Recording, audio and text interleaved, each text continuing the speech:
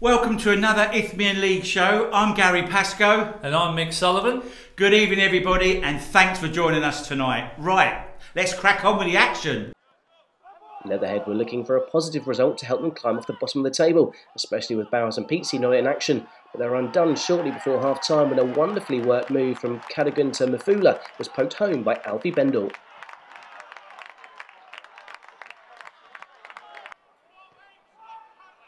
Bowman then made a great save but couldn't hold on to the ball. As Casuals recycled the ball, Benjamin Shecklip was brought down by substitute Ridges Kabashi to give Kieran Cadogan the chance to seal all 3 points.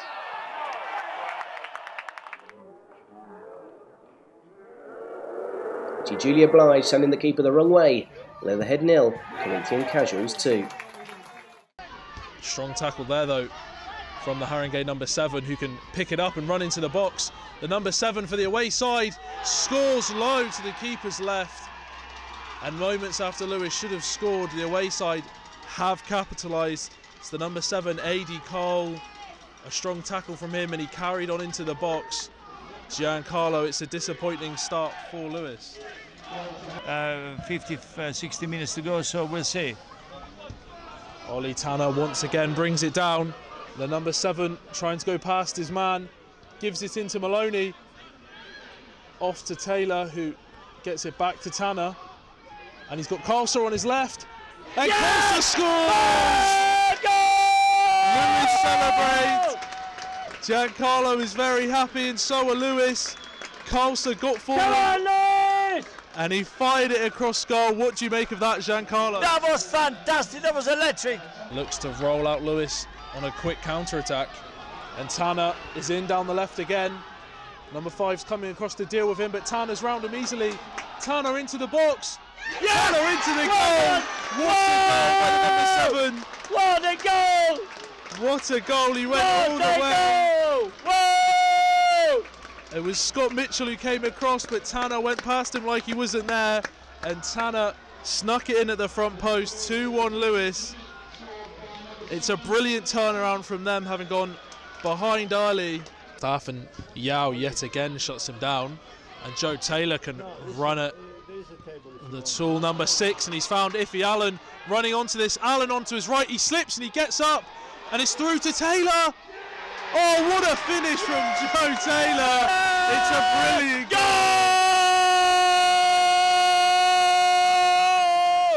Yeah! Come on! What a goal from Joe Taylor. That is a brilliant finish, chipping it over across goal. Just a little dink over the keeper. Nelson, the skipper, trying to step out, but he can't quite win it off McDonald. Now a chance once again down the left, but Kenny Yao has dealt with these situations so far relatively well. He's up against McDonald this time, who gets the cross in, and it's a free cone goal. It's the captain, Nelson. He's back from suspension for this game. It was decent wing play, but not brilliant, and Yao didn't do enough to stop the cross. And Giancarlo, as a defender back in your heyday yourself, what do you make of that own goal scored by Nelson? For today's game, it's a potential foul on Maloney, but the referee waves it away. But play goes on with ball into Joe Taylor, who sets Pritchard. What a touch back to Maloney, on to Tanner. What a goal by Lewis! That was an incredible team goal. Tanner scores it and finishes it off. And while he's been brilliant today, credit has to go to the whole attack. Almost everyone was involved. A flick from Pritchard, who's not had his best game. He found Maloney. Right, let's start with the Leatherhead game, Mick. Leatherhead 0, Corinthian Casuals 2. Bit disappointed with that, were you? Very much so, but you know, Corinthian Casuals have been a bit of form in the last few weeks, haven't they? James Bratton's got them up and running now. They had a bit of a strange start where they were floating just above the bottom of the table. They've now picked themselves up, having some cracking results. Of course, it would have to be against Leatherhead. Basically, what I could see defending didn't look the greatest from Leatherhead from the clips we've just seen. All I could say is we didn't really cause Corinthian Casuals too much problem, particularly in the second half, where I thought we might pick ourselves up. And so, disappointment, but James Bracken, they're just going further and further up the division. penalty. Was that a penalty?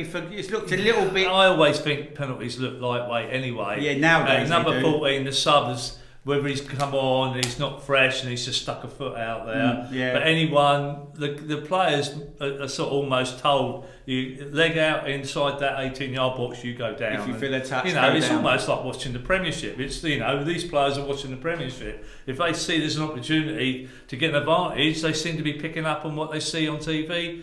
The BBC One clips. Definitely. So, so Corinthian Casuals go away, 2-0 winners in that one, 541 watching that game, which is a real good attendance there. So the next game was Lewes versus Haringey Borough. Haringey Borough, they haven't really started that well this season. Lewes, they started slow, but now they've picked up. You know, the 4-2 win for Lewes. You know, good game. Haringey go in front, like straight 9 straight away.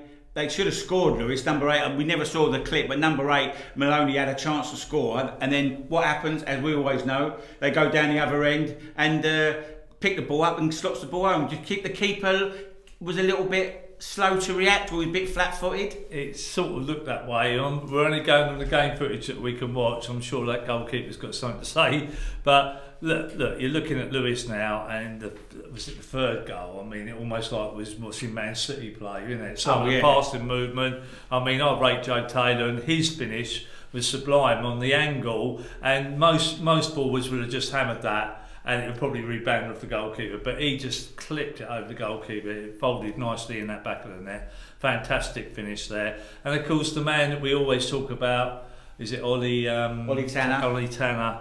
You know, look, I spoke. He got the first for them, made it 1-1. Right, he got round the defender a little bit too easy. I felt the defender should have done better. Number 5 for Haringey Borough could have done a little bit better, but he got round him. And again, another bad angle, and he still put it away, didn't he? Well, look, Tony Russell said to me when I was down there earlier in the season that he's the best player that he's ever had to work with.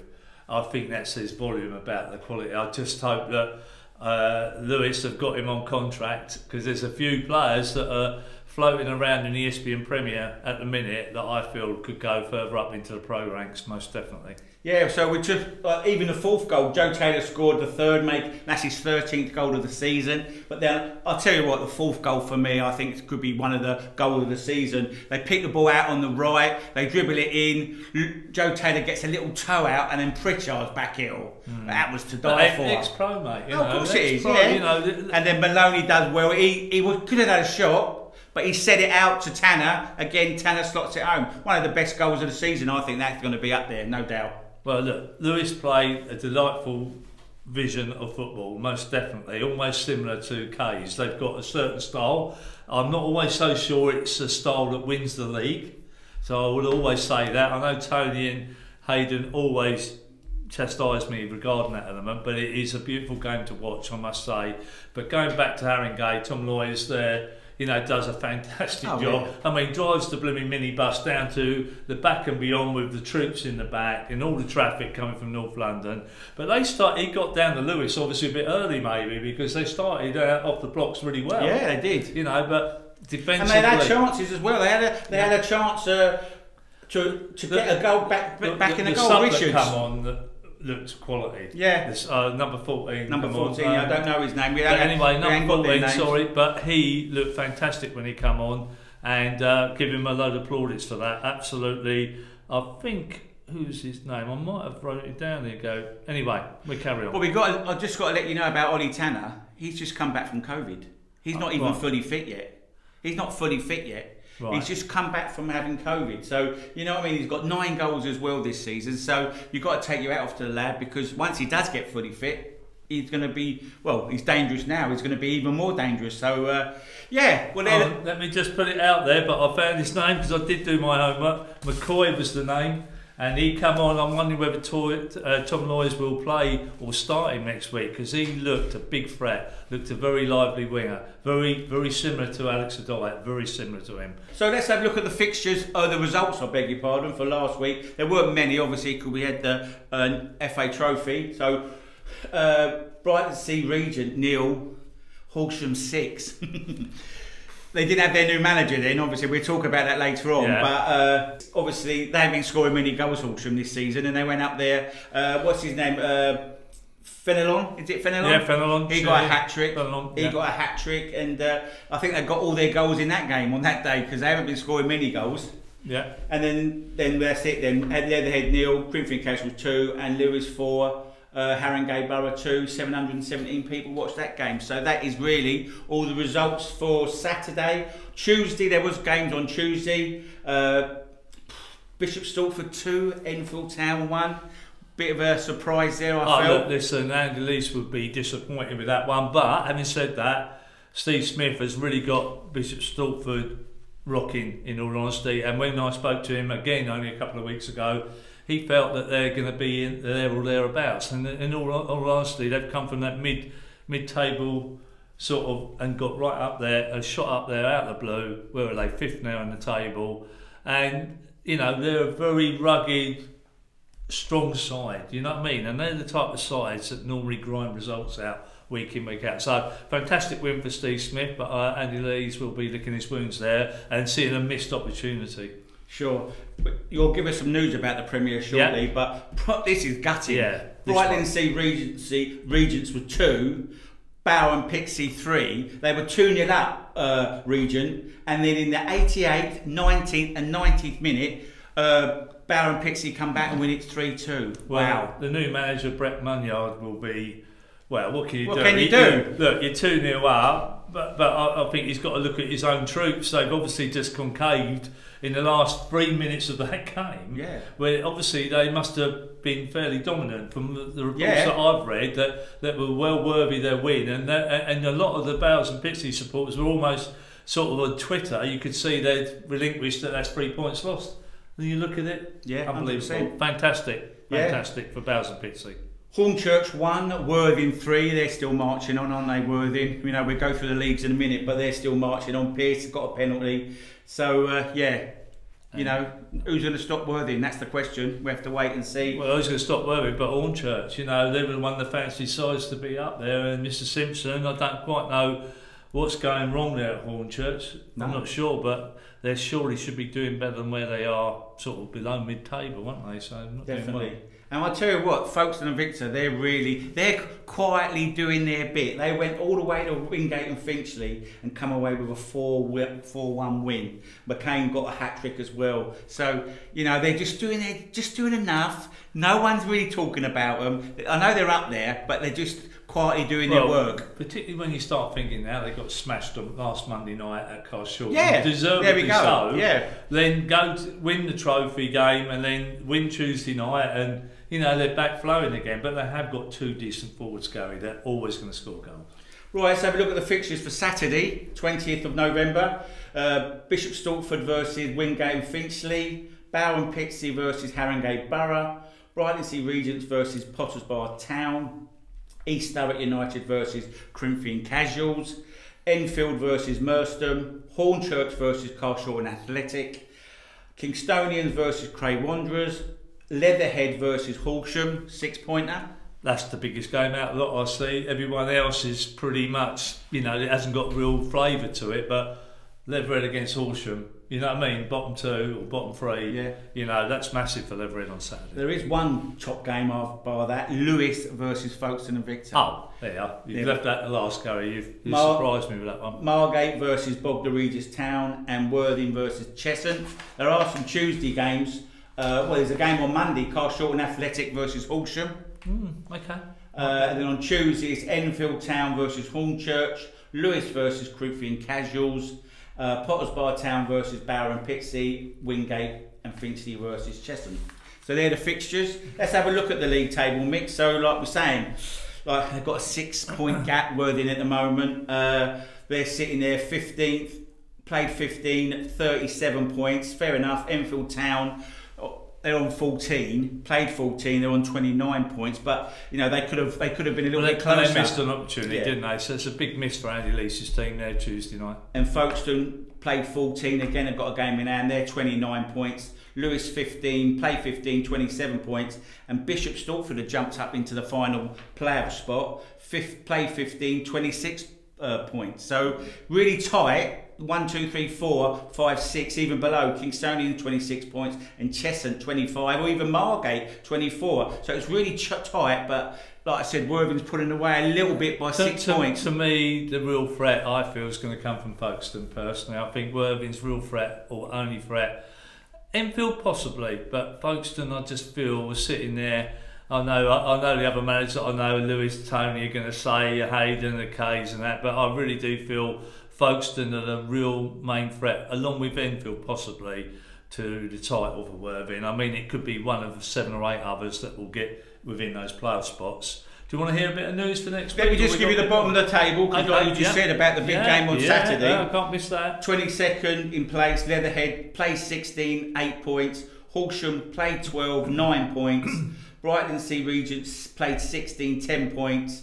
And Craig Wanderers are down there, played 12, 10 points as well. So that is a massive 6-pointer, Leatherhead versus Horsham, next Saturday. So well, it is. Well, look, we might as well kick into a little bit of give us the news, managers. News. Basically, obviously, Adam Simpson's left Leatherhead as the joint manager.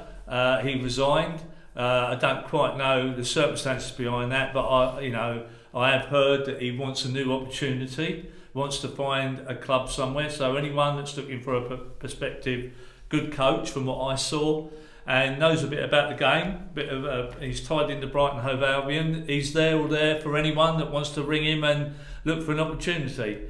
So anyway, he's moved on from Leatherhead, so that's one casualty. Obviously, new managers. We've got Brighton Sea new manager Brett Munyard that come from White Ensign from the Essex League, Gary. So that's another big appointment coming from step 5 to Brighton Sea at step 3. So that's a big job for Brett Munyard, and he nearly had a flying start, didn't he? But anyway, so that's the news on Brighton Sea. East Thurrock, the new managers Mark Harrison and Liam Wallace, which come from Tilbury, which I visited on Saturday. So they were a little bit down about them moving on. And then they only got announced literally before kick-off at Tilbury on Saturday. So that was big news down at Tilbury. Margate, a little bit of news about them. Lloyd Blackman, who we interviewed, Gary, for Whitstable. He's now found an assistant role with Jay down at Margate. So Lloyd Blackman's back in the game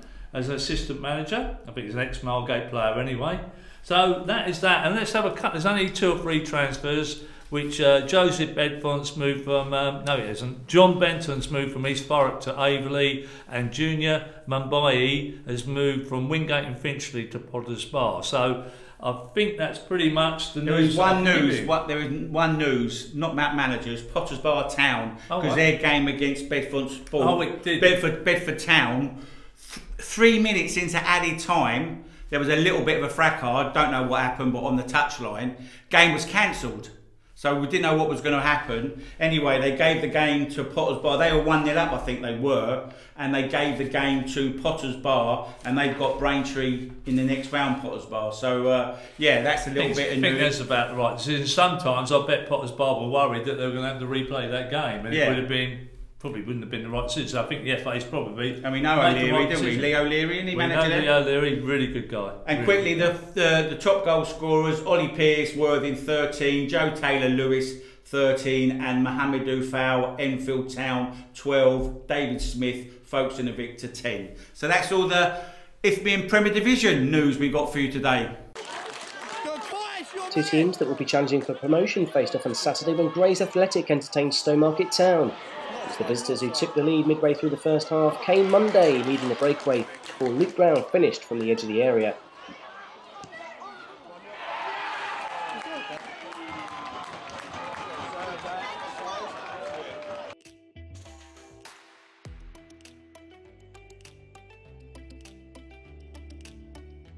Grays came close to equalising when David Knight's flying header thundered off the bar.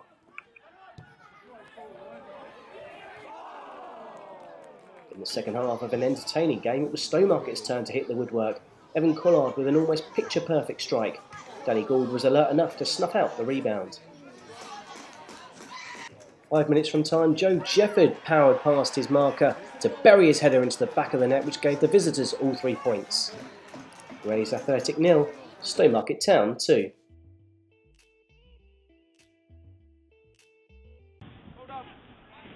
Hashtag United played out a goalless draw with Bury Town this past Saturday.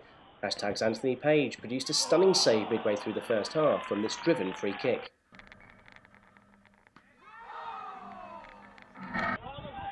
Hashtag thought they'd taken the lead when Toby Aromalaran volleyed in from close range, but his effort was ruled out by the assistant's flag.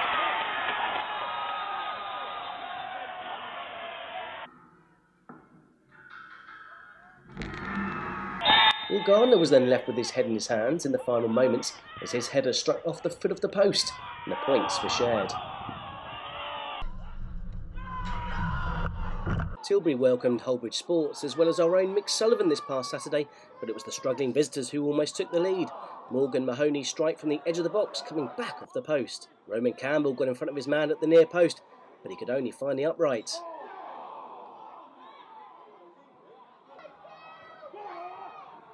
Ten minutes before the break, Roman Campbell broke the deadlock, cutting inside Folarin before firing into the bottom corner.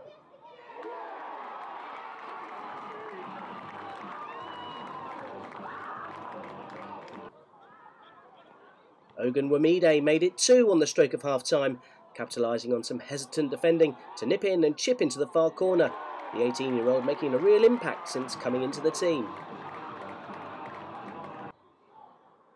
5 minutes after the restart, it was that man again. Ogun Wamide with a much simpler effort, ghosting in at the back post to finish off Campbell's flick header and seal all 3 points for Tilbury and leave Holbridge Sports 6 points adrift at the bottom of the table. Right, let's have a look at the Grays Athletic and Stobart Market Town, Mick. I felt Stobart started really well, but they just the last third, they just failed in the last third. They had a few chances, but they never took them. And they let, I don't know what Grays Athletic are doing, and I know they're at the top, but their performances aren't very good. They drew on Wednesday, and they go and lose 2-0 today. Well, look, you know, when Jim left the club, they picked up a few results around that time. Of course, they got Manager of the Month awards. But as you say, they have dropped off a little bit. And they'd be disappointed to be losing on home ground on their 4G pitch, which is obviously, we know, is Aveley. Yeah, disappointing. Stowmarket have obviously picked themselves up. They were near the bottom end of that league, and now they're slowly rising. So, yeah, a bit of a disappointing game. I'm sure that the management down there want to do better, and we'll hopefully see what their results are next week. The first goal we didn't actually see, but it looked like there was an offside, but the referee didn't blow his whistle, and the players didn't even get around the referee. So that, for me, says it wasn't offside. It looked like it was offside, but for me, when players don't do that, body language says everything. Yeah, exactly. So, and I thought the goalkeeper might have done a little bit better with that, because it went right across his body. You could see it. Maybe he could have got down and pushed it away. You seem to have it in for goalkeepers. You know, I seem to be one that protects them, and you seem to slaughter. Well, they are. Yeah, well, they are. They do a bit.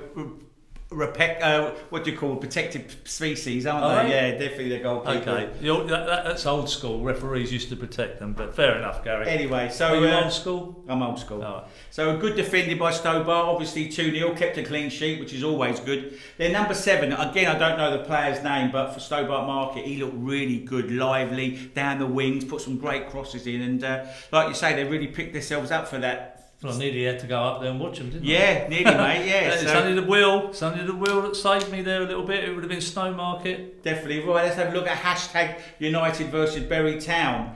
I tell you what, this was the best 0-0 I've seen for a long time. I know you're not going to see all the action, but I've watched it earlier, and I tell you what, it was one of the best 0-0s I've seen. The goalkeeper, Anthony Parks, for hashtag United, he pulled off some blinding saves, he did. One from a free kick. What you did see, he got down really quickly and just turned it around the post. And yeah, it was a really cracking game. It was a great, and the picture wasn't that great that I just see, but what I saw on the highlights where they were superb. They've done a great good job, the people doing hashtag United. Well, hashtag are new to me. Obviously, they've built the name around social media, I suspect. But it's a good way, you know. I think you were more talking about the ball bounced up higher than anything. Well, yeah, no, it was a good game. It was a great 0-0. Both teams could have won it. Both teams had chances. Hashtag hit the post. They had a goal disallowed as well. And you know, Bury had their efforts and all, they had their chances as well. And but yeah, the ball did bounce on the 3G, and I never see a ball bounce so high in my life. It was unbelievable. Yeah, that's a bit strange. I mean, you were making comment, good footage and all from that club. Great footage, you know. yeah. So we've got to put it out there from hashtag. If it was someone from hashtag that put those highlights on their YouTube, yeah, fantastic. Well done, folks. Yeah. So and once again, well done to North, because thanks very much for sending all your clips over. It's, you know, you're brilliant. The other game was Tilbury versus Hullbridge Sports. Hullbridge Sports. You were there, Mick. What was your take on the game? I think Hullbridge rock bottom. You know, Tilbury needed to pick another 3 point. They were licking their wounds. Obviously, their management moved on to East Thurrock. But basically, unbelievably, Hullbridge come out the blocks a bit quicker than Tilbury, and as you can see in the footage, I don't know who got that strike off, but they hit the post. Yeah. And they were putting Tilbury under a bit of pressure, but I think Tilbury sort of weathered the storm for the first 10 minutes, got their act together, and then obviously it's a fantastic strike from let me think of his name. Campbell. No, not Campbell. Not Lee Noble. Oh, Roman Campbell. Yeah, it was. Sorry, apologies. Roman Campbell. I'm doing my homework here. Roman Campbell come in. I don't know if it's his better foot, but it's a sweet left foot in the bottom left-hand corner, Gary. And you could see how Hullbridge started to waver from that point onwards, and of course then they went on from that and got two more quality goals from Ola, and can you pronounce his second name? I called him Ola with my interviews afterwards, and he was happy with that. So Ola, please be happy with that. You're on record, 2 cracking goals, and I gather he had played at Hullbridge Sports as well. Previous that was his old club that he scored 2 goals against. But yeah, cracking time down there, Gary. Lovely club, Tilbury. Good. And that was your Sullivan's Travels. We might as well have a good link to going into the Sullivan's Travels down at Tilbury. Tell me how the whole story unfolded. So obviously he was playing at Enfield under Jamie Curitan, you know, enjoying some football there, but wasn't getting the game time that I felt that I could get. They got a really good young team over there, so understood where I lied. You know, I'm 32 in a week or so. Legs ain't in it to sit on the bench and come on and do my bit. And if I don't keep playing and ticking over, likelihood is I'll get slower and worse, right? So had to chat with Mark and Liam. You know, they made a noise of the fact that, you know, the boys were struggling. They wanted to try and come in and just try and solidify the team and really just kind of shore it up a little bit and bring some clean sheets in. Played against Hashtag. We was very unlucky with a late pen, which was very dubious from their end. Then went and beat Stowmarket, which was a massive result for the club. And then we come down there on the Saturday again. Went away to Malden on the Saturday and got beat 4-2. And I think, you know, Mark and Liam at the time were under quite a bit of pressure from people around the club. They ultimately felt themselves, you know, they was at the end of where they needed to come to. The club again, you know, fully backed them, but I think they also felt, you know, maybe freshen it up a little bit.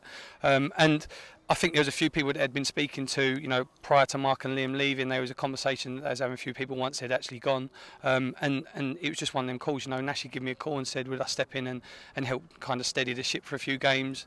Come in and obviously first game, you know, kept the first clean sheet of the season and beat a good team at Coggeshall. So, you know, it's enjoyable. I definitely would be keen to kind of be a permanent fixture if it's there. You know, I don't want to. You're playing though and all, isn't yeah, it? So that's a difficult task. Correct. You know, would you, if you become the manager, would you just anticipate in still trying to play? No. If I become the gaffer, I'd probably hang my boots up. It's a tough gig to play. It's also an even tougher gig to manage a group of players. You know, so. It's a results business, right? And if I keep getting results here, and the club turn around and say, you know, Luke, do you want it? I'll take it. Kieri, loyal supporter of Tilbury FC. How long have you been a supporter of this club, Mick?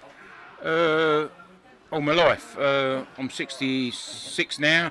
I've started following them from when my dad used to bring me over here when I was probably about 7 or 8. Follow them thick and thin. We've had some great times. We had a great FA Cup run against Stoke. Went to Stoke and we lost there 4-0, but the experience was fantastic. A couple of great amateur cup. We've won the Essex Senior Cup a few times out here when I was younger. It was fantastic times. We go home and away. Probably take a 50 away every week. For our sort of standard of football, it's quite good. What's so special about this club as amongst 2 other local clubs around Essex? What would you say is more special about this club? It's where I was born. Right. It's where I was born. All the lads here was all born here or just up the hill in Chadwell. So What do you think about the new ground going to be built over there? Well, keep talking about it, but we've been talking about this for 10 years. Oh, yeah, right, okay. I must admit, I did listen. I was in on the council iPod thing, whatever it is. They had a big meeting, and we was all listening to it, and it sounded impressive. And there's the people that sponsor us are doing really well. Yeah, they've put a lot of money into the club, and there is a good sponsorship down here. I've got Bradley Burgess here, a young Tilbury FC supporter. When I was younger, I used to come down here, watch all the games, and then when I was about 6 and in a pram and stuff, and then when I got to about 10 years old, I started helping out down here. And so I've known these players now for a couple of years. Do they play good football? Yeah. Last game on Saturday, we ended up beating Cockleshell. Yeah.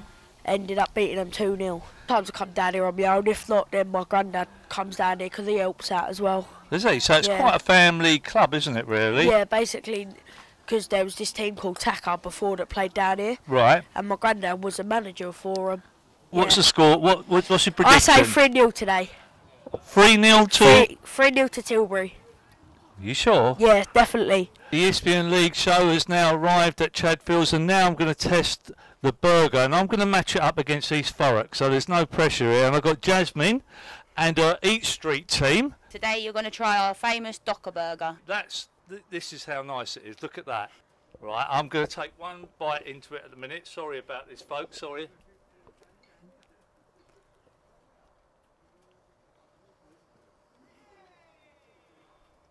It's a mouthful, that's for sure. We had Ollie Mers come over. He manages the team of Coggeshall, and that's who we played. And he had a bacon cheeseburger as well, and he said it was lovely. I'm going to mark it 9.5 for the Espion League show. We've only started here at the Dockers this season, right? And then when we get to the new stadium, we'll be there as well. So we should be here for the foreseeable. Have you ever had an incident where the ball's come out here and never hit one of you?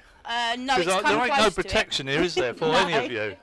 Well, twice nearly hit us. Fantastic. Eat Street, I'm going to get it out there. Eat Street team, and the burgers are tidy, and Ollie Mers says they're tidy.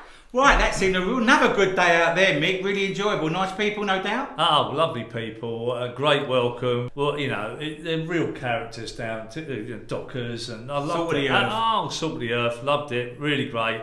And I'm going to make them my adoptive club now. So, listen, this week, unfortunately, the wheel's broken. And the wheel's broken? Yeah, it's got a puncture. but only on the bottom. Right, it's got a puncture, and unfortunately we've had to pick the next Sullivan Travels team out of the hat. And you guess what? We are going to the South East Division, and we are going to go to Cray Valley. And who are they playing, Gary? Haywards Heath. And where are they? Where are both of these teams? I can't believe. First versus third. First versus third. That's unbelievable. I think we have got the Midas touch. Yeah, looking forward to that. I'm going to be with you and I. You're going to be with me, Gary. We've got 2 for the price of 1 this week. We'll be rocking up down there. We've already we'll be in contact with you, Cray Valley, and hopefully you'll welcome us as well as Tilbury and East Thurrock have. So we're really looking forward to that neck of the woods. I don't have to go through the tunnel this week either. No, definitely not. Right, let's have a look at the North results for the weekend, Mick. So we go with start with Gogglesham Town 4, Aveley 2. A little bit surprised there, Aveley in the playoff spot. Yeah, disappointing for Aveley. You know, they were one of the teams I thought would be there or thereabouts. You know, they have changed their management. And you would have thought, and what's his name? You've met him he was the old Concord manager, wasn't he, at Aveley? He's not had the best kick-off start that he wanted for his run. Danny Scoops. Danny Scoops, that's the man. You know, that's disappointing because as a new manager going in there, you really want to try and pick it up and get a reaction, and he hasn't quite got that. So that's a disappointing result. Definitely. So Dereham Town again. They had opportunities because Canvey Island was in the trophy. They had opportunity again to push them go a little bit closer. But again, they drew this week as well. It was 3-3 against Malden Tiptree. So twice, 2 weeks on the spin now. They've had opportunities to close the gap on Canvey Island, but they haven't taken it. Yeah, but Malden and Tiptree are they're a tough side to get points from. And yes, I agree with what you're saying. But that's not an easy fixture for them to get 3 points at a Women from, and so they could have had easier fixtures to try and catch Canvey. Okay, and then obviously we had Grays 0, Stoke Park Town 2, Great Waking Rovers 3, Romford 0. They've really turned their season around, the Rovers have. Well, look, Jim made reference to them last week, did he not? Hard-working, gritty side, and they look like they can pick 3 points up. Looks like they're going to get themselves out of trouble. And then we got, well, this is a real surprise. I know Haybridge Swift 0, AFC Sunbury 5. But AFC Sunbury, they're good, don't get me wrong, they're playing well, but Hayward Swift, again, we repeated ourselves last week. What are they doing down there? No one really has given us any information why they're struggling so bad. Well, they haven't, but it'd be nice to hear some feedback on that. But the thing you got to think, look at the merry-go-round of managers in the North Division particularly, Gary. Yeah. I don't want to say it, but you wonder where Haybridge Swifts are at this minute. Yeah. The merry-go-round of managers that are happening over there, you do fear a little bit with they're on a free fall downwards. Definitely. And obviously the final one was Tilbury 3, Hullbridge Sports 0. So that's the results for Saturday. The fixtures coming up for Saturday are AFC Sudbury versus Tilbury. Oh, one for Tilbury, mate. Averley versus Felixstowe Walton United. Brentwood Town versus Haybridge Swifts.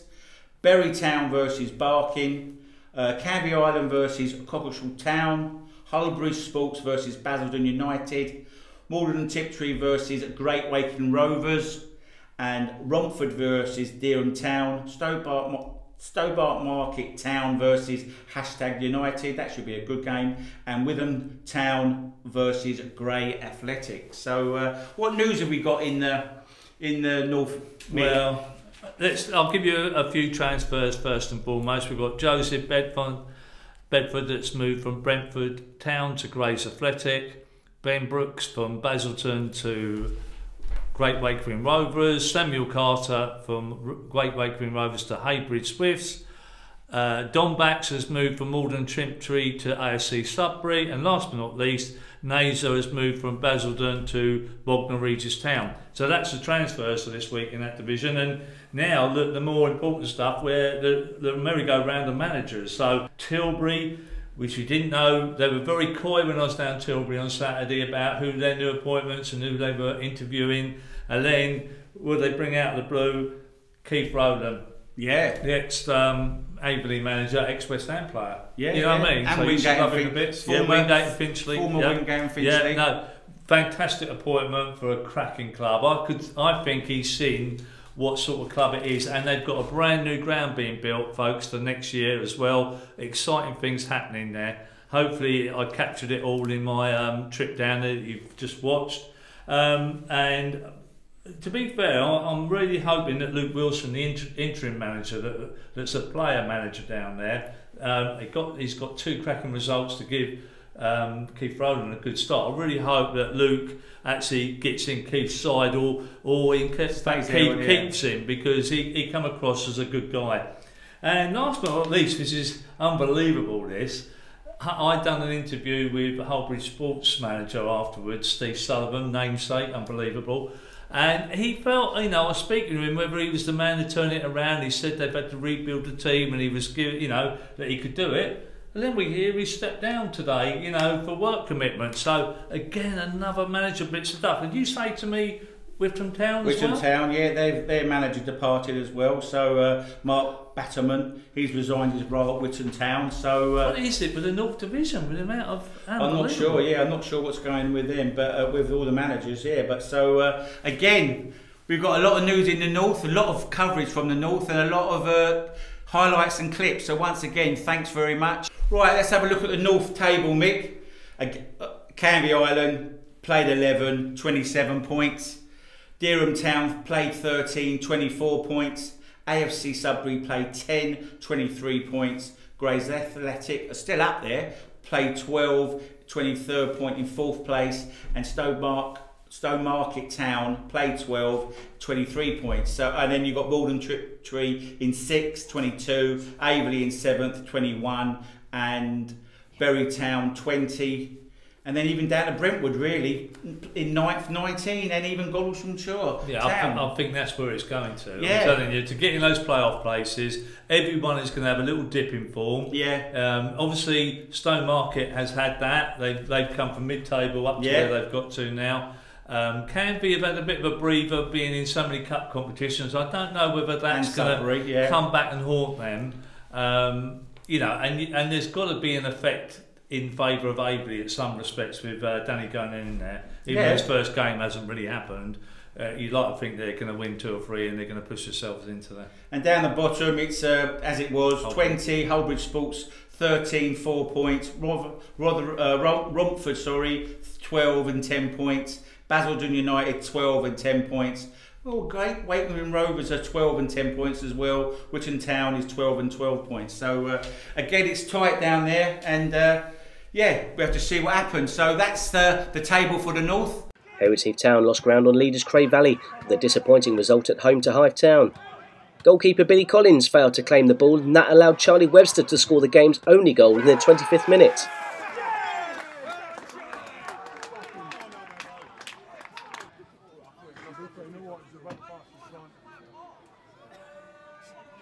Substitute Luke Robinson thought he'd equalised when a clearance from Winter fell to him in the box, but despite beating Newcombe, he could only fire the outside of the post.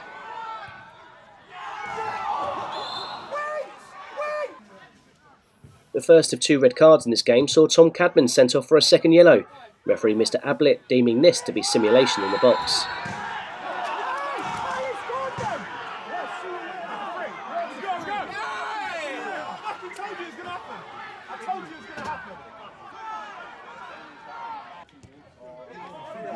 Dos Santos almost scored a wonder goal, showing great strength before hitting an unstoppable effort with the outside of his boot that cannoned off the top of the crossbar.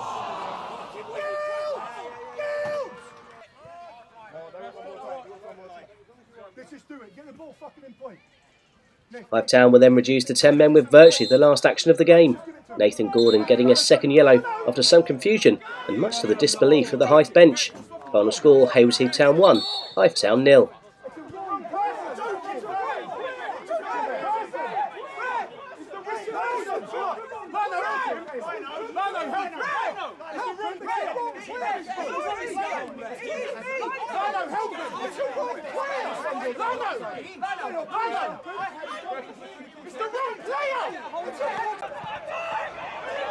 Javian Splatt has earned a reputation as a scorer of special goals, and you can see why, as this beautifully cushioned chest and volley left Sam Mott stranded in the VCD athletic net.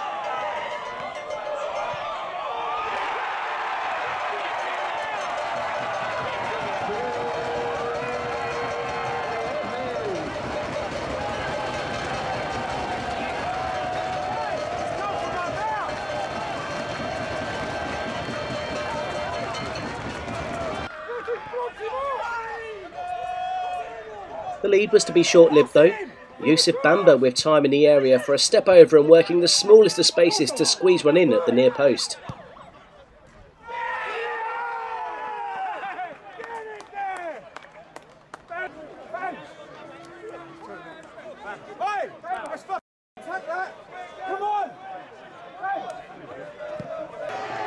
Ten minutes from time, Splatt was on hand to score his 12th of the season and give the Hawks all 3 points.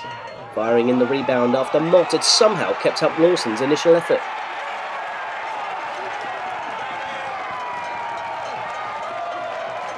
That's now 3 wins in a row for Whitehawk and only 1 defeat in their past 6.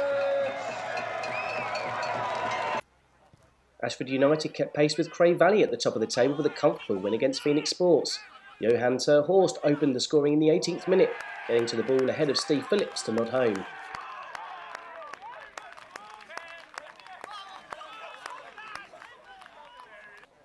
On the half-hour mark, Ashford doubled their lead.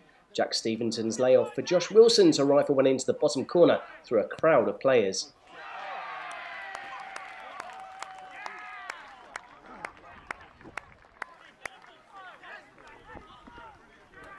Ashford had the chance to extend their lead in the second half, but somehow, through a combined effort of 4 Phoenix defenders and the goalkeeper, they were able to keep the score to 2. The final score then, Phoenix Sports 0, Ashford United 2.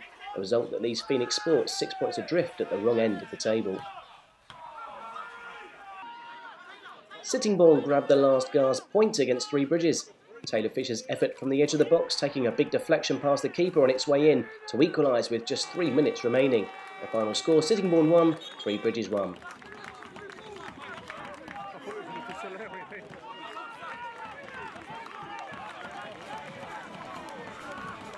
Right, that was Haywards Heath 0, Hive Town 1.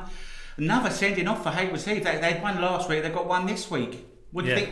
I know we never saw the first sending off, the first yellow card, but the second yellow card was for, well, he thought he made the most of it, trying to get a penalty. What was your thoughts, Mick?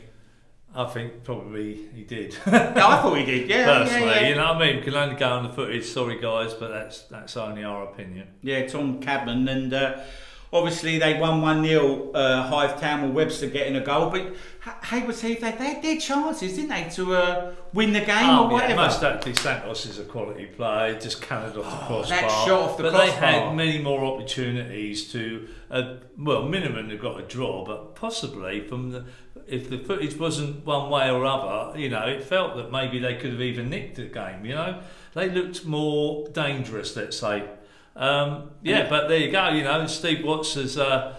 Well, don't say, yeah, well, that was his, well, we put it this way, that was his last game for Hive Town. So, and Nathan Gordon got sent off, the old Merstham player that we had. The most placid person I know. Well, they were saying, I don't know if you could hear it, I don't know if we can hear that, but they were saying it's the wrong player, ref, the wrong player. So the referee obviously thought it was him, but the team were saying it's someone else. So, yeah, what do? You can't do much about that unless you appeal, but I didn't even see the incident why he got sent off. We can't comment on that, Gary, can we? But all I can say is Nathan is the most placid player, and I would say an honest player. So I don't think he would actually say that if he didn't mean it. So there we go. Yeah, well, that was that then. So the second game was Whitehawk versus VCD. Whitehawk 2, VCD Athletic 1. And on that slope, the pitch didn't look great.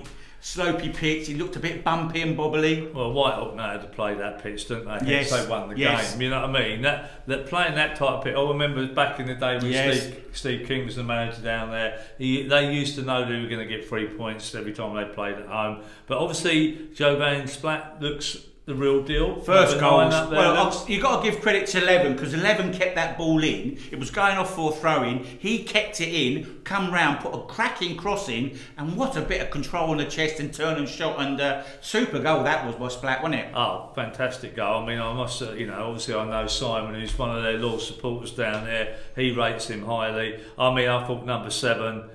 Charlie Lambert looks the real deal as well, with his dribbling aspect coming in from that right hand side from memory. Well, yeah, he dribbled into the 18-yard box and he just couldn't get a shot off. That's right. Yeah, very impressed with him. And then we know the one who scored for VCD, we know him very well, Yusuf Bamba. He does like a step over, as you can see, and then he done really well. He stepped over a couple of times, then he got a quick shot off. I think the goalkeeper might be a little bit blind here. Not sure what you thought. It felt that he was blinded. You're right. I think, you know, I always say to goalkeepers, you always hammer them, but I think on that occasion he was a bit unsighted, and I don't think that's Yusuf's best foot either, like on his left. But I might stand corrected because he normally plays on the right and he gets some good crosses. I think he's both footed there. Yeah. But yeah, cracking goal by Yusuf. Well done, mate. But it weren't enough on the day. So Nick Davis again. You know, I would have thought Nick would have had aspirations of being in that top 5 and ain't quite ticking off the games to get the 3 points. Definitely, and like you say, mind you, both teams had lots of chances to win the game, and their shooting, that's what they could be practicing this week. Their shooting was diabolical, flying over the goal and out the stand, over the stand. Who are you talking about? Both teams. Well, both teams are really poor. Standard, get it sorted, mate. But like you said, right at the end, I felt a little bit sorry for the VCD goalkeeper because he pulled a blinding save off. Yeah. It was like a point-blank shot. He saved it, but like every good centre forward, Splat was in the 6-yard box. Yeah, that's what he's there into the roof of the net. So well done, matey. You done well there. He did, sure did. Yeah. So and then thanks for sending in the goal clips for Phoenix Sports 0, Ashford Town 2, and what a second goal it was, Mick. Oh, fantastic. Go on, sorry. You know, but I mean, Ashford Town should be there and thereabouts. Very convincing performance, be it against a team that are struggling at the minute. We spoke about Ball went in there last week, didn't he? He's gone in there as an old manager, but a new manager now in there. There's always going to be a tough start for him. Tommy Warlow has been at Ashford for 2 or 3 seasons, or probably more now, and he's got them ticking. You know, they're going to be there or thereabouts to actually win that division. You know, they're going to go close. I know Craig Valley are sitting top, but basically Ashford Town are thereabouts, and you rather fancy whether Hastings is going to get out there. Ramsgate are doing really well as well. So like I was saying, a cracking goal from Wilson. Cracking goal, must have been a good 25-30 yards out, just kept it lovely and low, and it just skimmed along the ground, and the goalkeeper never saw it either, just ball it in the goal, and 2-0. So and then the final game was Sittingbourne versus Three Bridges. It was 1-1. And we thought it was the goal was the own goal for Three Bridges, wasn't it? Well, we slowed that footage down. We've really checked it, and it looked like the centre back tried to do a reaction. Not sure what he was doing. Be fair, don't know why he put it. Whether he, like normal, natural reactions for a defender. He's gone there, own goal. He's just took it out of the eyesight of the goalkeeper. I just better say that. The goalkeeper had it covered. Bit of communication there. The goalkeeper could have saved that and just catch it, wouldn't he? Bit difficult in the heat of the action, Gary, for that communication to happen. But as a defender, he'd want to put his head in there to stop that shot. He's put his head on there, he's just slight deflection, it's just enough to go through the goalkeeper's hands almost, wasn't it? Yeah, definitely. Yeah, so let's go through the rest of the results.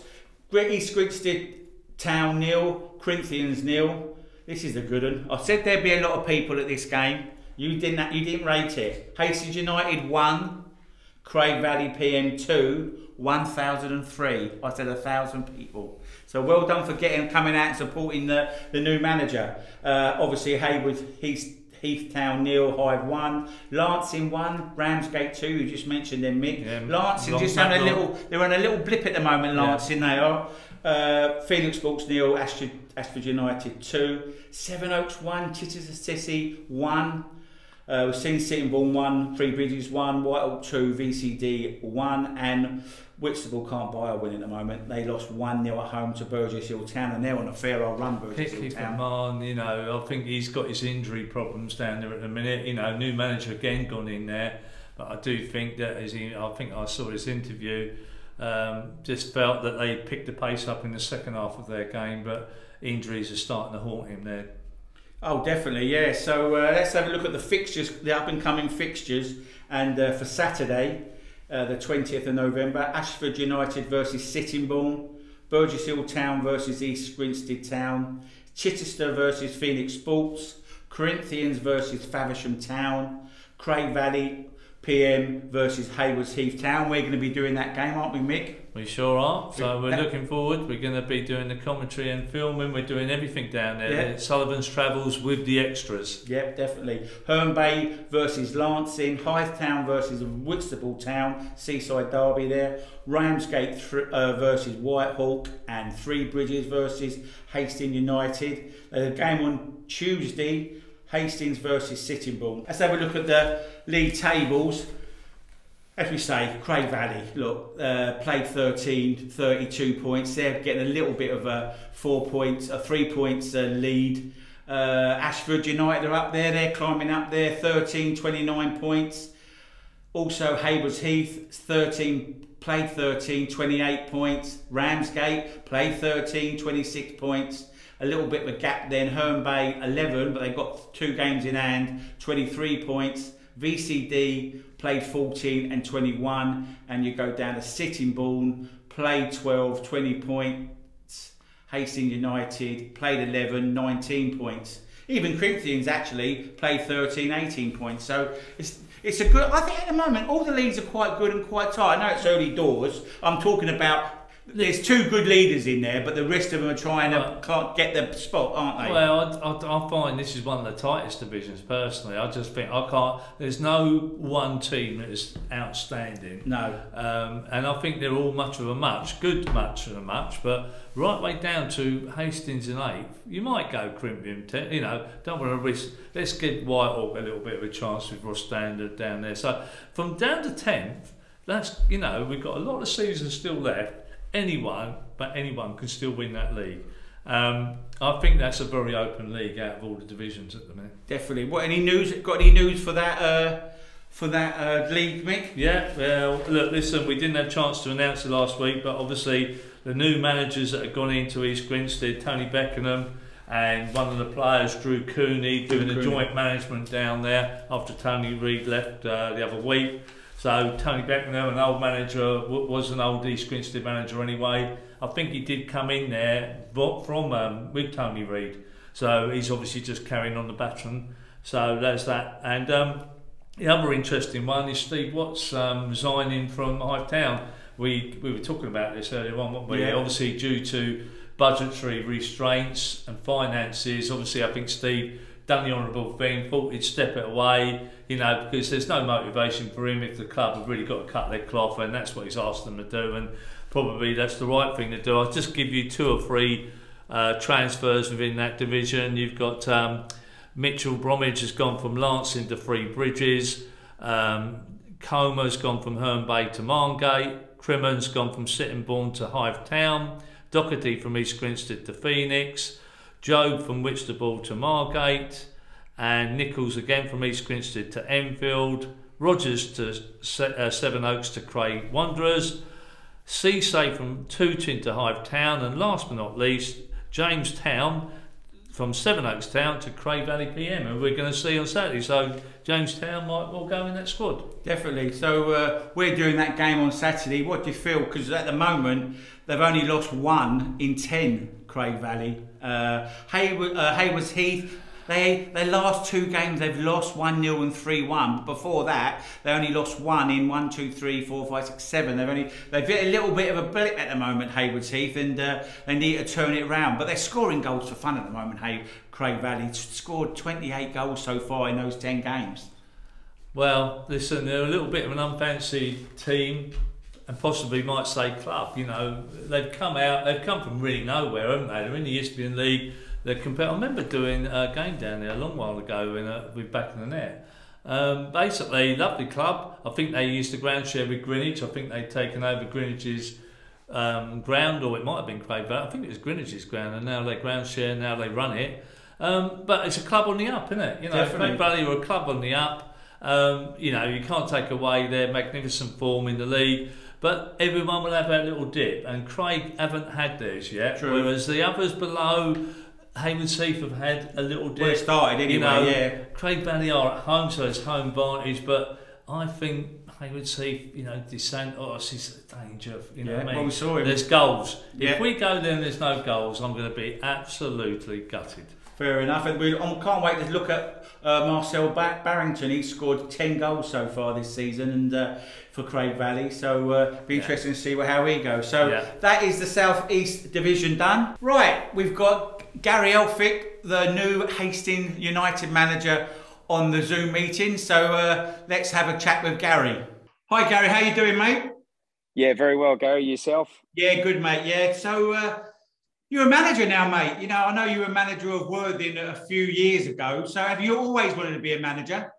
Did you always want to come back and be a manager? Sorry. Yeah, probably. I thought it was a little bit kind of unfinished business after I finished at Worthing. I got the job so young. I was only 29 when I took it over, and had a sort of couple of years out just playing again, but picked up so many lessons, and now I've stepped back into it. Hopefully I've matured a little bit and learned a few things, and yeah, looking forward to getting back into the hot seat and going back on it.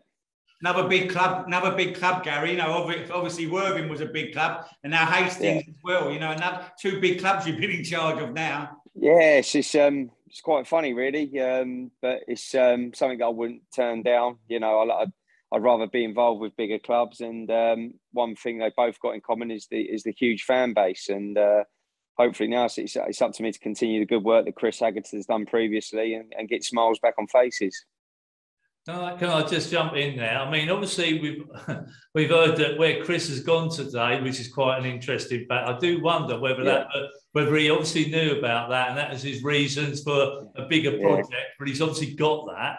I mean, obviously, I don't know if you're privy to that, but first and foremost, fantastic news about him, and I might as well say it. Can I say it, Gary? Yeah. It's out there and open. Obviously, he's gone to Stevenage Town. which obviously you know. Can you tell us about, you probably know a little bit more, can you tell us a little bit about that and then tell us how you got involved in trying to be the manager? Was it a case of Billy Woods, the chairman, approached you, or was it a case of you thought, I fancy doing this? So first and foremost, I spoke to Aggie most weeks. We got on like a house on fire. And to my knowledge, he never had a job ready. Oh. I sounded him out most weeks, and he sounded completely burnt out. He said I think it was his 5th year at the club, and he just felt that he needed to change. And it come as a surprise because it was on the back of a wonderful run. I think we went 10 games undefeated. We had a fantastic FA Cup run, and it come to a shock as us all. But there was no signs of him jumping ship to another job. And to my knowledge, I think he's an honest guy, Ags, and he would have told me. But I don't think he had another job lined up. I think he'd done an interview there last week, impressed in his interview, which he would do because I can't speak highly enough of him. He's one of the best guys I've ever worked with in non-league ranks. And so I think he just wanted to step back in full-time football, and it's another step in the right direction for hopefully his career. And how did it come about you stepping into that role? Well, to be honest with you, I never applied for it. I think Billy and the other, I'm a little bit of a leader in the dressing room, I hope to think. And I think Billy's thinking was he wanted to keep a group of players together, keep the momentum. He didn't want anyone else coming from outside, and I would be stupid to sort of change everything because it isn't broken. Things have been working out well. So I'd be very egotistic to go ripping up the rule book which Aggie's put in place. And it's just up to me now to continue on the foundations that he's built. And so first game, you go and lose it. Well, hold on a minute. It was a baptism of fire, really, wasn't it, mate? Craig Valley coming up. But to be fair, the supporters come out in their numbers. 1,000 people turned up for you, mate. Yeah. To be honest with you, we were fantastic for the majority of the game. Exactly. But no, it was it. I don't wish to, and I'm not a manager to talk about referees at all because I always think if you're, hopefully the referees are listening tonight. But yeah, it was a real controversial decision that split the two sides in the 96th minute. I'll have grey hair next week. But one thing it did show to me, at 1-0 down, we could have easily sunk because they were piling the pressure on, but they looked like there was only going to be one winner towards the end, and that was us. And they counter-attacked, and unfortunately, we need to learn from how the ball got into that situation in the first place. And as we say, we don't lose, we learn. So and then we had a positive result last night with a mixed team, played a few youngsters, and learnt quite a bit from that as well. So hopefully it's all going to be positive. We'll keep getting plenty of work on the training ground, and carry on the good work. I see Sam Adam got sent off against Craig. Was that with the goal? Was that the reason for the goal or not? Or he just whispered to the referee, "I love you," I think, and he took it the wrong way. There was a few untoward words said to him, but it's the heat of the battle, and I can understand it. But one thing I do mean this, I like to be disciplined, and at the end of the day, it's no good calling a referee a plonker because they're only going to turn them against you. So, it's simple fact. So, You got 3 Bridges away on Saturday, and then you got Sittingbourne on Tuesday. So the games are coming thick and fast for you, mate, to get yourself sorted out. Yeah, exactly that. As each game goes by, there's a clearer vision of how I want to play and the person I want to select. So, I think I was speaking to my assistant manager today. I think there's 9 games coming up between now and Christmas, the turn of the new year, and I'll be looking to get a real good win ratio and going into New Year right on the leader's coattails. So that's got to be the plan of action, and I want to be a success. So it's all got to be self-driven, and hopefully the team take it on. Are you going to be playing, Gary, player manager or not? I will try not to, guys. I'm hoping to have signed a centre half tonight from a higher league, just to to be a leader and boss it at the back, because I just think that's one thing from Worthing that I've learned, especially with these big clubs. You've got to be concentrating on one job and one job only, and that you've got to draw that line in the sand where you're the manager and they're the players, I think. So I obviously I'm registered as a player. I keep myself fit, but I don't think it's a good idea for me to carry on playing. I just think you've got to have your eye on the ball with this one. While we've got you on, Barry, we've got to ask you about this division.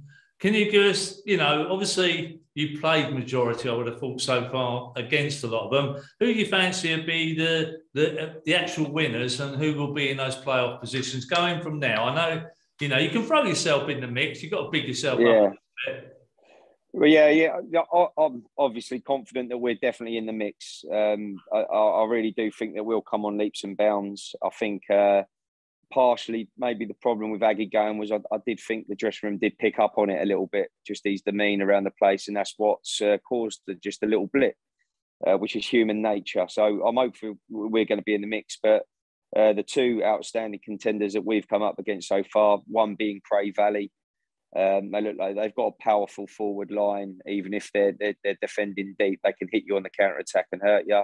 And the other one, which I'm always impressed with, is Ashford. Tommy Warrilow, an old manager of mine, very streetwise. Gets a big man up top with a little man running off, but he does the trick every time. And I think it'd be Cray Valley, Ashford, and us sort of in the mix come the end of the year. I'm interested. No, Haywards Heath. Yeah, anyone surprised you? That's what I was going to say, funny enough. Yeah, well, I'll be honest with you. With respect to them, we haven't played them yet. Oh, right. So I can't really talk about them, but they're just having a little blip as well. I think they've lost their last two. Yeah. So I will reserve judgment on them. Obviously, they've made a fantastic start before them two games, and they're going to be up there. Anyone not really clicked as late, like the Hive Town? Obviously, they lost their manager today. And, anyone else that you think are really not doing a good job at the moment? Not manager-wise, I mean team-wise. Yeah, team-wise. Well, obviously, Hive has been a little bit of a disappointment because Stephen Watt, he knows what he's doing, and he had the nucleus there of a good squad. And you'd have to say probably at the start of the year they were one of the dark horses. And unfortunately, it looks like the club are on sort of rocky foundations there at the moment financially. And yes, it's a shame because you don't want to see any club go out of business as well. But that'd have to be probably one of the bigger disappointments, I would say. Sure. So what's your assistant's name then? Give him a little plug. Was he with you? Or did you bring him in? So we've kept our assistant, who's Andrew Brown, who was Aggie's right-hand man. He's we're good, me and him together. We're chalk and cheese. He's fairly quiet, just little whispers in the air. He's a very good analyst. And I have brought in John Meaney, who I was successful with at Worthing, who's a great coach on the grass. And I just felt the lads needed a bit of energy, a different voice, and hopefully that goes a long way in us being successful this year. You're going to bring any new player? I know you're trying to get a centre-half in. Do you feel that especially with your contacts, you must have a few contacts. Do you feel you're going to bring any other players in?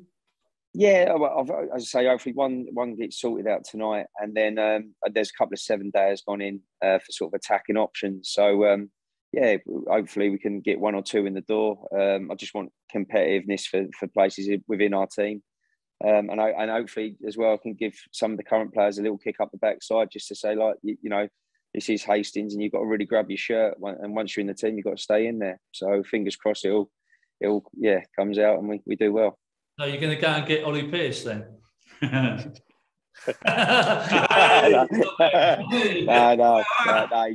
they're flying Worthing. They're absolutely flying. So, I think I'll be struggling to get any of their players at the moment.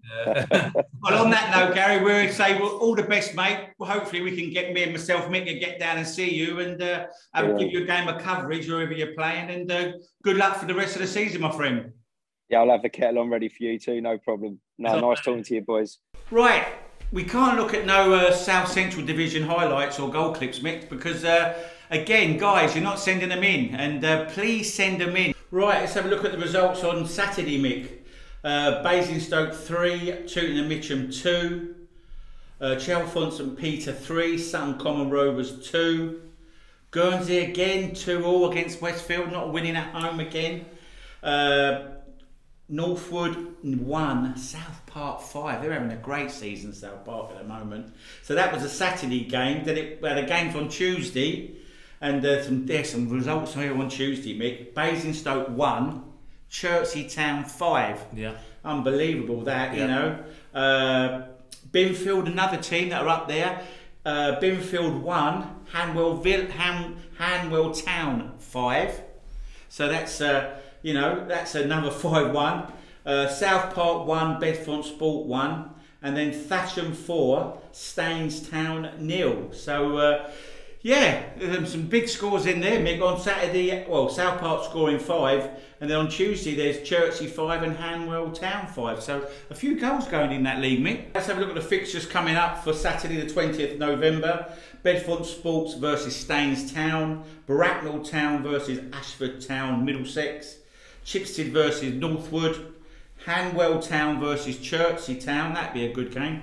South Park versus Chalfont St Peter, Sutton Common Rovers at home to Basingstoke Town, Thatcham versus Westfield, Tooting Mitcham United versus Marlow, and Uxbridge versus Jersey. That's the Saturday. Then we've got some games on the Tuesday, the 23rd. Binfield versus Thatcham Town, Chalfont St Peter versus Bedfont Sports, Chipstead versus Ashford Town Middlesex, and Tooting Mitcham versus Chertsey Town. So I'm not sure whether there's any real big. Well, the only one I can see is Hanwell Town versus Chertsey Town on Saturday. That's that to me, that's the big one. And you got to remember Tom Collins, since he's left Chipstead, who was Chipstead's top goal scorer, he's scoring for Hanwell as well. He scored again on on Tuesday. Yeah, I mean, you can see what Hanwell have done now. They were obviously just missing that little notch in their team, and they've got Tom Collins now, and now they're flying.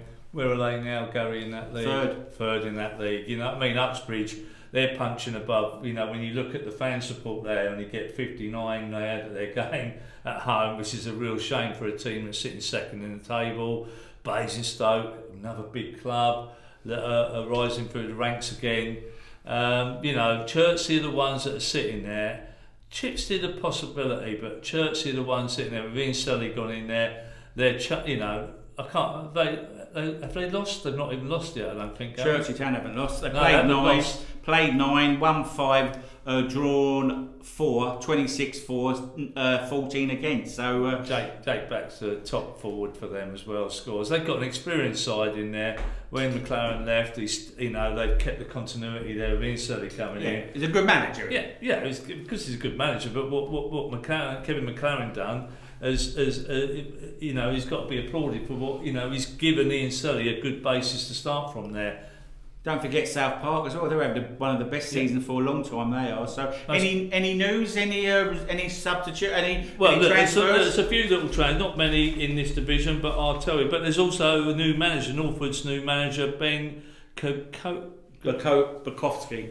is it? Yeah. And he's ex-Hendon and Hampton Richmond coach, Gary, I think. So don't quite know if he's an experienced manager, but he's been around top clubs, and so you really hope that he turns Northwood's form around there. And just a few transfers to finish off a little bit. You've got, where is it, South Central? We've got from Sam Freeman, South Park to Burgess Hill, Jack French from Ashford Town, Middlesex to Basingstoke, G. Matty from Bracknell to Hanwell Town, and last but not least, Lyndall Stewart from Hanwell Town to Northwood. So that's your transfers. There's your one and only new manager. Don't seem to be turning managers around. No, not in that division. In South Central. Let's give you the table quickly. Bracknell are top. They're playing Guernsey. They're played 12, 31 points. Uxbridge 11, played 11, 26 points. Hanwell Town played 11, 23. Same as Basingstoke, 11 and 23. Binfield are 12 and 22. Bedfont Sports 10 and 21, Marlow 10 and 20, Chertsey's only played 9 and 19, and South Park are 12, played 12 and 18. So I think down to 9th at the moment. That is and then down the bottom, Northwood, well, like you say, they've got a big job, the new manager. They've played 13, only 4 points. They've conceded 36 goals. They're going to sort out his defence first and foremost. And then Staines Town, you know, that is a big club. It used to be in the back in the day. They're 18th. 14th with played 11-7, and then you've got Chalfont St Peter played 11-8, and Guernsey played 7 and only 8. So that is the South Central division done. Right then, Mick, let's have a look at the FA Trophy that was played on Saturday. Let's look at the Isthmian team. They've done quite well, to be fair. Biddlewaite Town 1, Enfield 2, Binfield 3, Sinafo Town 0, Bishop Stortford 2, Chipstead 1. Bracknell was a little bit surprised there. They lost 3-1 at home to Tiverton Town. I'm not so sure. Tiverton Town are a good club, a big club. Brentwood Town 4, Staines Town 1, Canvey Island 6. Axley 0. You know, unbelievable. 6 goals there. Cheshunt 1, Berkhampton 0. Craig Wanderers 2, Bedfont Sport 1.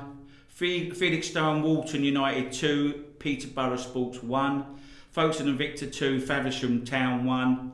Hanwell Town 1, that's a good result. Wingate and Finchley 0. That's a good win for Hanwell. Yeah. Another big result we were talking about, Hayes and Yeading United 0, Worthing 3. And we've got a couple more on the other side. We've got Marlow 2, Larkhall Athletic 2, Larkhall 1, 6-5 on penalties. Needham Market 3, Margate 0. 2, I beg your pardon, that was a bit of a surprise there. Royston 1, Kingstonians 1, and they win 4-3 on penalties, Kingstonian. Yeah. I'm not sure whether, I think Hayden was happy with that.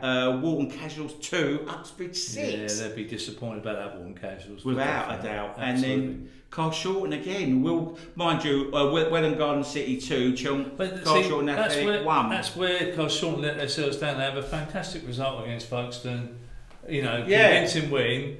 Then they go and play a team in the Southern Division, Southern Prem, same standard, and don't pick up another result. And then they played on Monday in the Surrey Senior Cup and beat Rains Park convincingly, I think 5-0. Did they really? So they're so up and down, people doing this side, really inconsistent. But obviously we love one of their players. We love, you know, Daniel Bassett's decent. Dan Bennett's good, and of course the one we really like, Lewis White. Yeah, definitely, mate. Yeah. You're a bit of a love child, isn't he? Well, I do like him as a player. Very good. Right, so we have got the draw for the next round of the second round of the FA Trophy, which is being played on November the 27th, Saturday, November the 27th. Winners get £3,700 and the losers get £1,000, so worth winning that. So the draw, oh mate, there's some cracking games. Well, I've seen one. Let's go through the games. Well, 2 particularly. Let's go through the games and then we'll just say what we think, yeah? Chelmsford City versus Cheshunt, Kingstonians versus Farnborough, Canvey Island versus Tonbridge Angels, Brentwood Town versus Dulwich, and Worthing versus Dorking Wanderers. They're all big. And you know, they're fantastic. Couldn't have worked any better. Do you want to just quickly work through one or two of them? Yeah. Look, Hazen, no, big one. Worthing against Dorking. Worthing versus Dorking. Obviously, Worthing have been knocking on the door to get in the National League South for how many seasons? 3 seasons now. This is the 3rd season, maybe. Good gauging point for Adam Hinchelwood. Yes. If they can turn Mr. White over, it is home, so the advantage is with Worthing, I presume. But but I would have thought Dorking Wanderers, Mark would expect, however good Worthing are, he'd expect, you know, the players that Dorking Wanderers have. They should, exactly. But the one I think could be it could be a really surprise.